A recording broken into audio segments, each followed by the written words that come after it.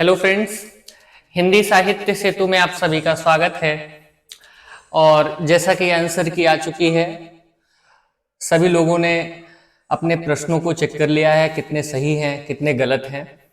और एक बेसिक चीज पता चल गई है कि किन यूनिटों से कितने क्वेश्चंस आए थे, कहाँ कठिनता का अनुभव किया गया, कहाँ पर हमें मेहनत करने की आवश्यकता अधिक है।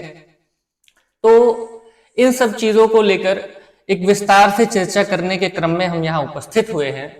जैसा कि पिछले वीडियो में हमने 1 से 4 यूनिट के संदर्भ में कुछ प्रामाणिक पुस्तकों सहित आगामी परीक्षाओं के लिए अपना एक प्रारूप रखा था कि किस प्रकार हम 1 से 4 यूनिट को आगामी परीक्षा में पूरा करेंगे। उसी प्रकार हमारा ये ध्येय है कि किस प्रकार दिसंबर में हम 5 से 10 यूनिटों को संपूर्ण तरीके से एक क्रमबद्ध तरीके से तैयारी के लिए अपने कदम आगे बढ़ाएं। जो गलतियां हो चुकी हैं उनको सुधारते हुए तैयारियों को मजबूत करें। इसी संदर्भ में हमने 5 यूनिटों को एक साथ कैसे क्रमबद्ध तरीके से पढ़ना है, इसके विषय में चर्चा करने के लिए कुछ तथ्य रखे हैं। जैसा कि हमारा 5वां यूनिट कविता है, 6वीं यूनिट उपन्यास है, 7वीं कहानी है, 8वां नाटक और 9वां यूनिट निबंध और 10वीं यूनिट अन्य गद्य विधाएं हैं। तो हम ये देखते चलेंगे क्रमवार तरीके से कि कैसे 5वीं यूनिट कवर करनी चाहिए, कितना समय किस यूनिट को देना चाहिए, कैसे क्रमबद्धता होनी चाहिए। जैसा कि प्रीवियस ईयर क्वेश्चंस में हमें देखने को मिलता है किस प्रकार के क्वेश्चंस आते हैं, प्रीवियस ईयर क्वेश्चंस के आधार पर हमें किस प्रकार तैयारी करनी चाहिए और आगामी परीक्षाओं के लिए किस प्रकार हमें सतर्क रहने की आवश्यकता है। जैसा कि इस बार एनटीए ने बता दिया, किसी एक यूनिट को लेकर किसी एक यूनिट को छोड़कर बाकी सब यूनिटों पर भी अगर आप ध्यान देते हैं और एक यूनिट छोड़ते हैं तो कहीं ना कहीं हो सकता है कि एनटीए का अगला टारगेट हो कि जो उपेक्षित इकाई रही हो उससे प्रश्न पूछ ले और फिर हम एक ट्रैप हो जाएं एनटीए के प्लान में। तो हम ये कोशिश करेंगे कि हम प्रत्येक यूनिट की एक विस्तृत और क्रमबद्ध तरीके से तैयारी करें। आइए देखते हैं।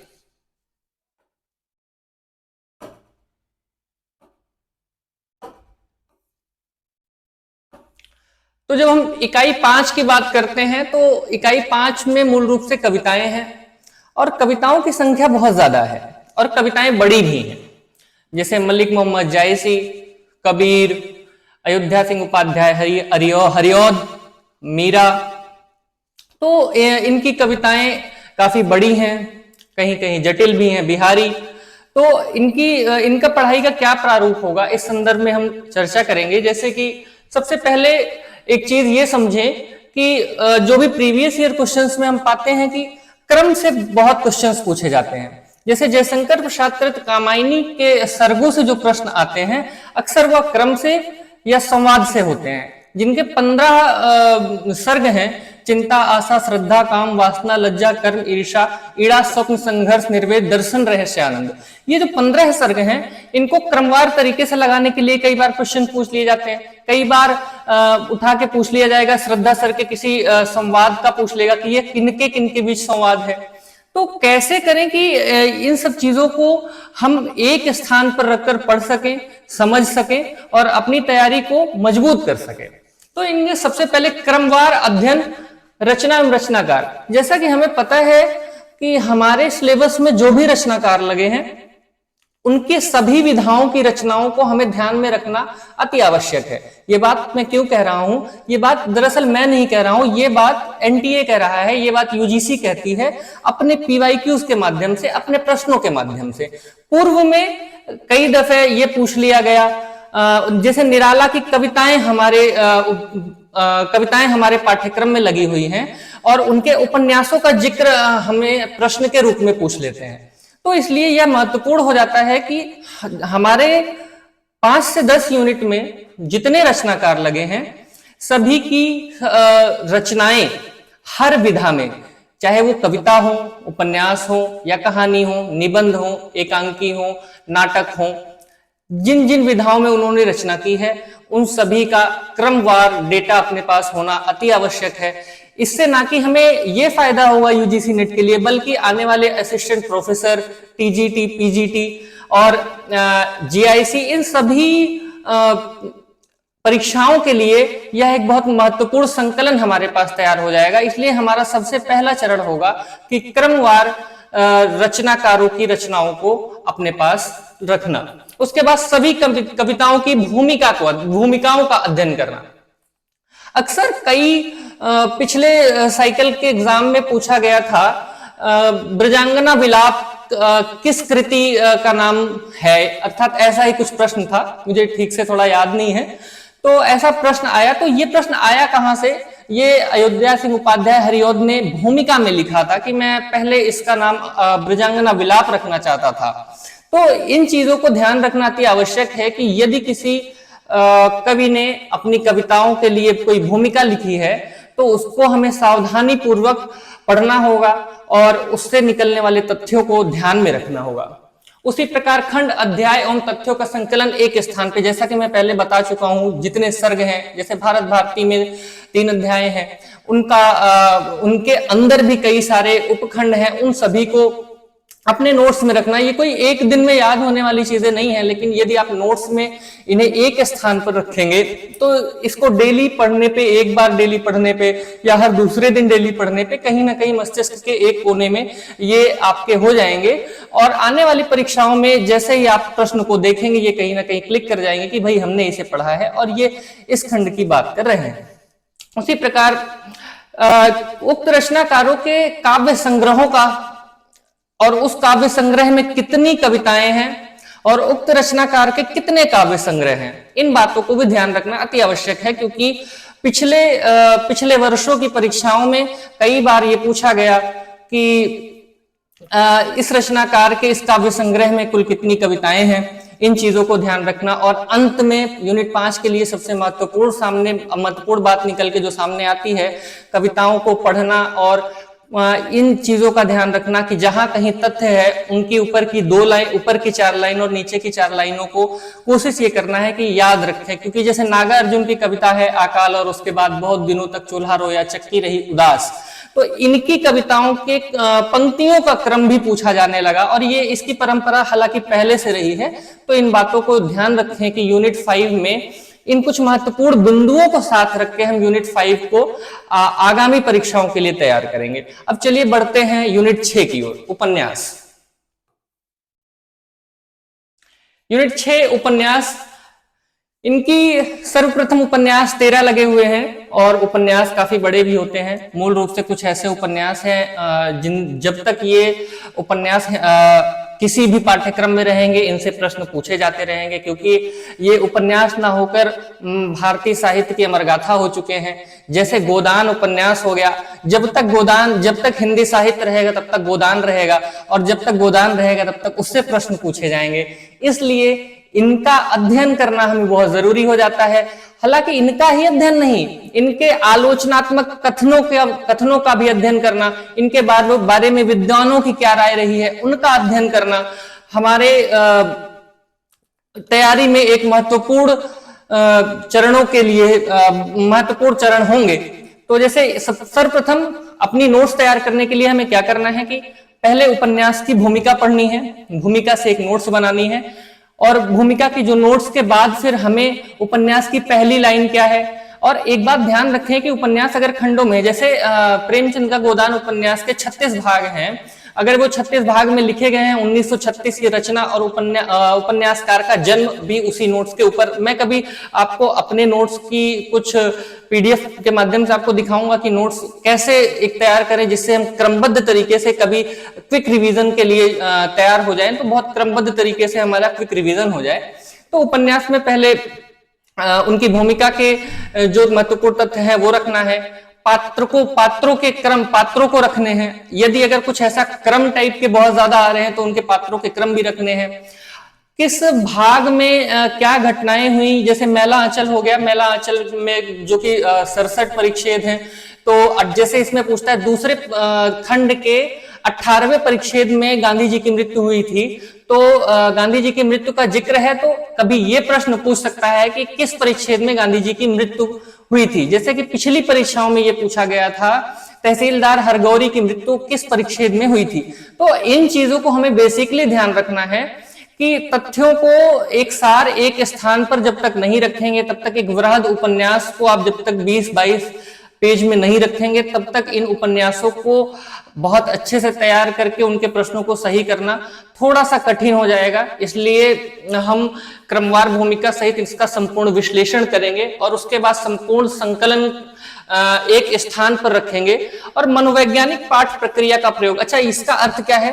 देखिए, इसका अर्थ ये है कि हम उपन्यास पढ़ लेते हैं, संपूर्ण उपन्यास हमें याद नहीं हो सकता, उसकी एक मूल कहानी ही हमें याद हो सकती है, और जब प्रश्नों के माध्यम से उनके कथन आते हैं तो हमें पढ़ाई ऐसी करनी है कि हम उसके मूल प्रेरक भाव को समझ सके, और जब पेपर में प्रश्न पूछे जाएं तो उसे हम समझ सके कि हाँ, ये इस उपन्यास की बात कर रहा है। जैसे झूठा सच हो गया, वो विभाजन के दंश और विभाजन के बाद भारत की कैसी स्थिति है, इस पर पूरी बात की गई है। तो यदि झूठा सच से कोई कथन पूछा जाता है पेपर में, तो हमें यह ध्यान रहना चाहिए कि इसकी विषय वस्तु जो है वो विभाजन और विभाजन के बाद के भारत की तस्वीर की प्रस्तुति करता है। तो इस तरह से मनोवैज्ञानिक रूप से जब हम तैयार होकर उपन्यासों को पढ़ेंगे, तब कहीं ना कहीं हमारे लिए बहुत मददगार साबित होगा।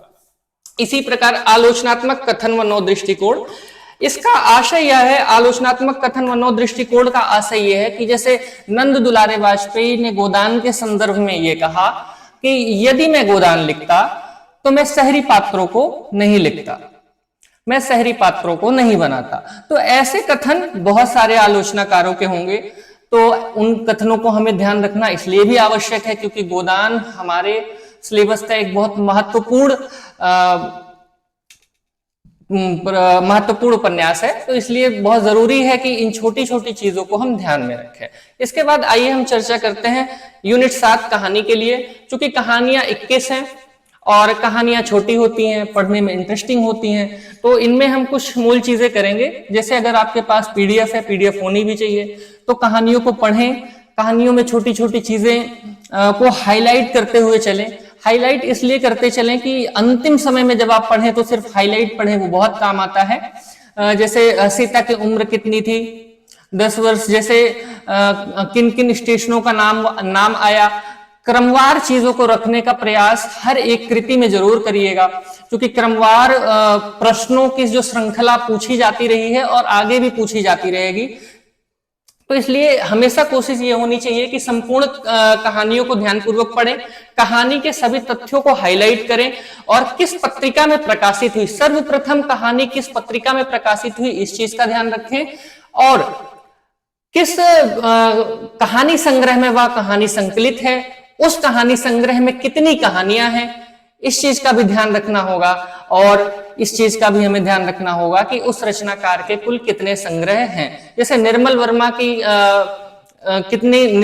के कितने संग्रह हैं, चूंकि हमारे पाठ्यक्रम में है, उनकी जो कहानी पाठ्यक्रम में लगी है वह किस संग्रह में है।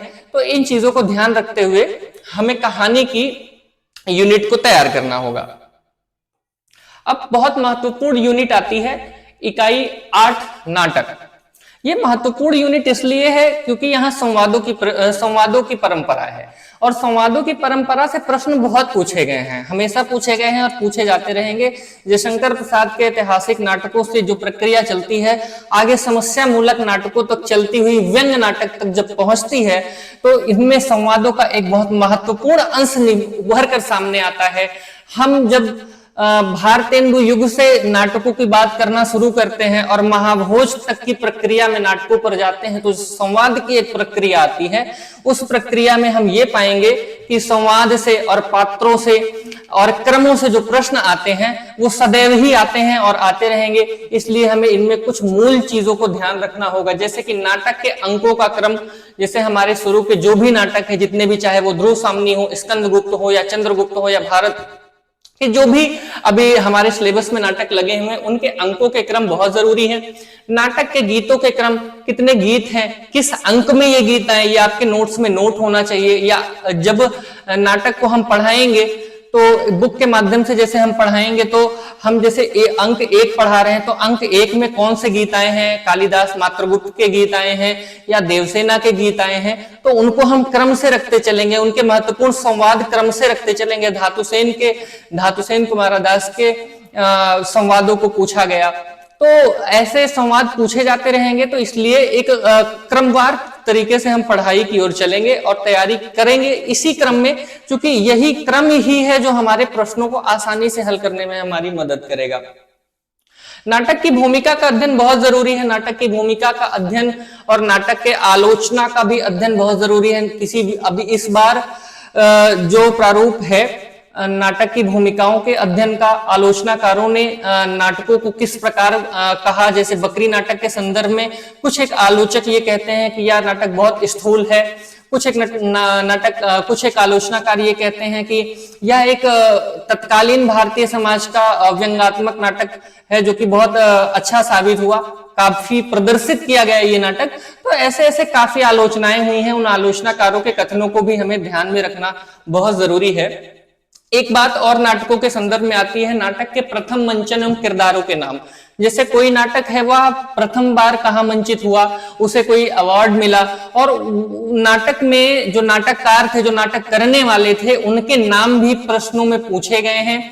जैसे पिछली बार में भी किन्नी का नाम पूछा गया था, ऋचा व्यास से संबंधित कुछ प्रश्न आए थे, तो इन्हें भी हमें याद करने की और अपने नोट्स में नोट करने की जरूरत है। आलोचनाकारों के कथन के संदर्भ में हम चर्चा कर चुके हैं। इसी प्रकार हम इकाई 9 निबंध की बात करेंगे। तो जो भी निबंध लगे हैं उनका संपूर्ण रूप से अध्ययन करना, खासकर सभी निबंधों का अच्छे से अध्ययन करना जरूरी है, क्योंकि निबंध हमारे आचार्य रामचंद्र शुक्ल के भी लगे हैं, भारतेंदु हरिश्चंद्र के भी लगे हैं, सरदार पूर्ण सिंह के लगे हैं। और एक बात ये ध्यान रखिएगा कि जो भी निबंधकार हैं या जो भी 5 से 10 यूनिट के रचनाकार हैं, उनका जन्म का क्रमांक भी याद रखना बहुत जरूरी है। एक पीडीएफ के माध्यम से मैं ये उपलब्ध कराऊंगा कि जो कविता से लेकर अन्य गद्य विधाओं तक के जितने रचनाकार हैं उनके जन्म का क्रम हम जरूर आप लोगों के सामने रखेंगे। जब हमारी आगे की तैयारियां जब हमारी तैयारियां आगे बढ़ेंगी तो हम उनको एक माध्यम के दौरान पीडीएफ के माध्यम से आपके सामने रखेंगे। तो संपूर्ण निबंधों का अध्ययन, निबंध संग्रह में कितने निबंध हैं, जैसे कल्पलता हजारी प्रसाद द्विवेदी, इसमें कितने निबंध हैं, और उसी प्रकार खंड एवं पात्रों के क्रम भी याद रखिए। कभी कभी पात्रों से, निबंध के पात्रों से भी क्रम पूछ लिया जाता है। जैसे यशराज की एजुकेशन पूछ ली गई थी कि यशराज की एजुकेशन क्या है, एक साहित्यिक डायरी मुक्तिबोध से। तो छोटी छोटी चीजों को ध्यान रखना बहुत जरूरी है, क्योंकि यही प्रश्न है, 5 से 10 यूनिट के प्रश्न है जो हमारे कम से कम 35 से 40 प्रश्नों को सीधे तौर पे सही करने की क्षमता रखते हैं, यदि हम बहुत ध्यान पूर्वक इनकी तैयारी करें तब। यूनिट 10 की अन्य गद्य विधाएं हैं। सभी रचनाओं का लाइन बाय लाइन अध्ययन किया जाएगा। अध्यायों के क्रम, पात्र एवं प्रमुख तथ्यों को नोट करेंगे, और साथ ही इनके संदर्भ में जो भी आलोचनाएं हैं, आलोचनाकारों के मत हैं, इनकी जो रचनाओं का क्रम है, इनकी कितनी रचनाएं हैं, कितने विधाओं में रचनाएं हैं, ये सारी चीजों को एक क्रमबद्ध तरीके से हम रखेंगे, जो कि हमारी तैयारी को बहुत मजबूत करेगा। उम्मीद है हमारा ये आगामी स्ट्रेटेजी वीडियो आप सभी को पसंद आया होगा, और इसी के साथ आप सभी का बहुत बहुत धन्यवाद। बहुत बहुत